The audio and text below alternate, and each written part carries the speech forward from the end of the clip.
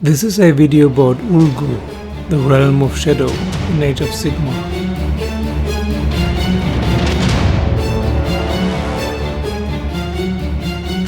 Hello, this is 60 Goblins and One Brush, and this is a video about ULGU, the Realm of Shadow, and the latest news we got from the Soulbound RPG Battle Tome. I always say Battle Tome, the core rulebook. ULGU, the sister realm of Hyish, the Realm of Light, is dominated by several factors. First factor, Malerion, the new god of shadows, formerly Malekiths, the Witch King, the king of all dark elves. Just as Teclis and Tyrion woke up alone in Hyish, he woke up alone in ULGU, but without a body. He had to create his body. Let's remember that all these characters, very mighty characters in the world that was, exploded during the end times and then got recreated by the powers that are into gods.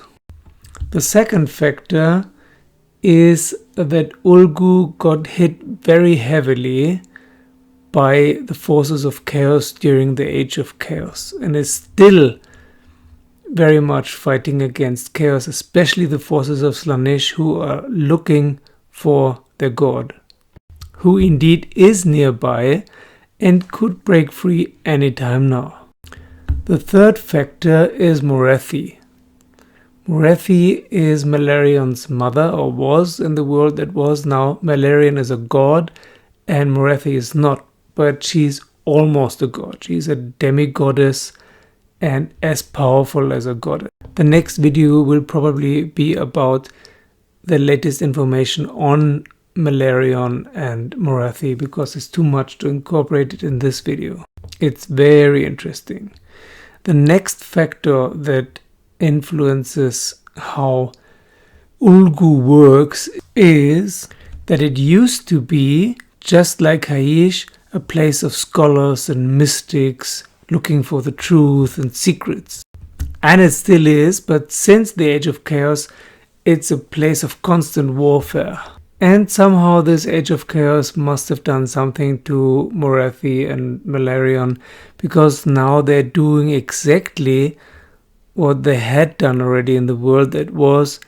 They foster intrigues. Somehow it catapulted them back into their petty selves, and they feed on the intrigues of their vassals. While Malerion is more in the background and is still together with Teclis and Nagash, one of the three most powerful sorcerers of all the realms, Morathi is playing a game of multiple intrigues and plans to finally achieve her goal that she has been working on for millennia, to become a goddess, to become a female version of Cain.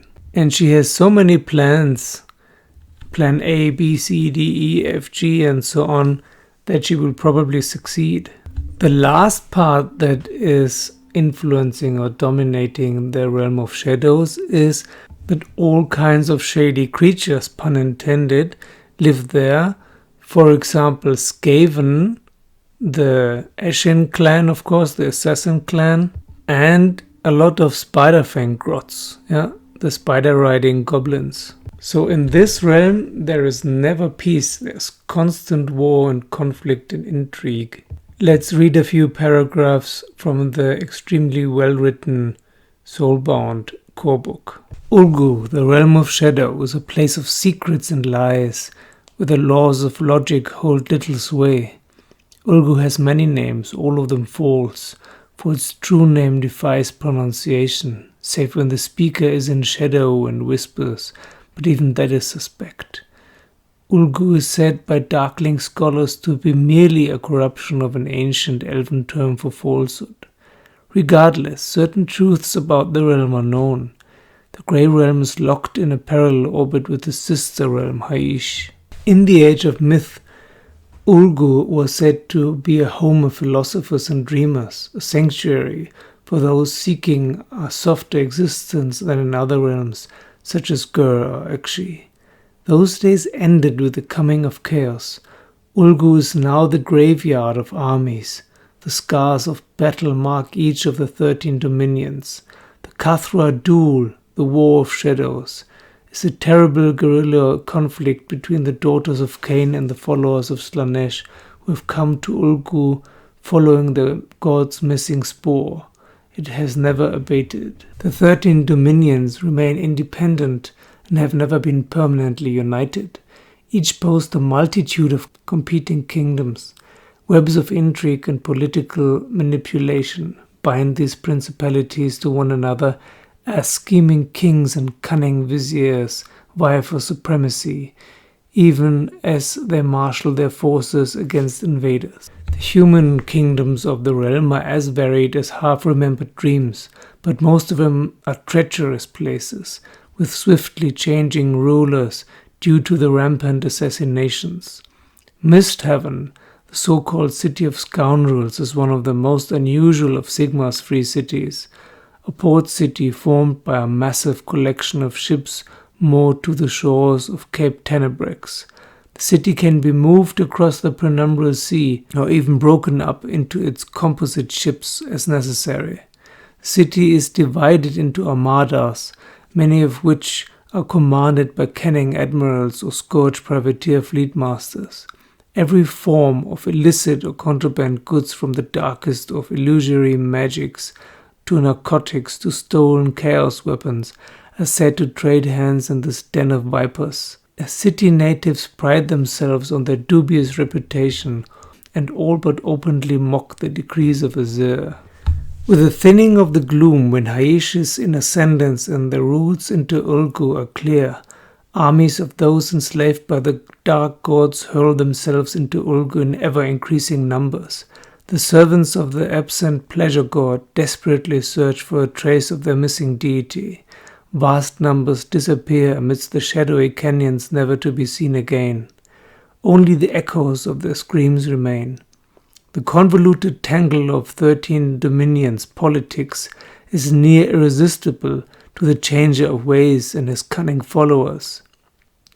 The Zinj convocation of the host Duplicitous and the Grand Cabal are said to have made a grand wager over how many kingdoms they can each destabilize. And even with the coming of Sigmar's Tempest, Ulgu has changed little. Its borders remain as obscure as ever, and few can say what goes on there, not even those who call it a home. The last details I want to share is that in Ulgu and Hyish, there's never night or day, because Hyish is the day for most of the realms and Ulgu is the night for most of the realms. The only exception are the two themselves and Azir, which has its own divine light. Okay, that's it for today. Thank you for watching, thank you for subscribing, and see you very soon. Leave your comments below. I read all of them, answer all of them, and I want to know what you think.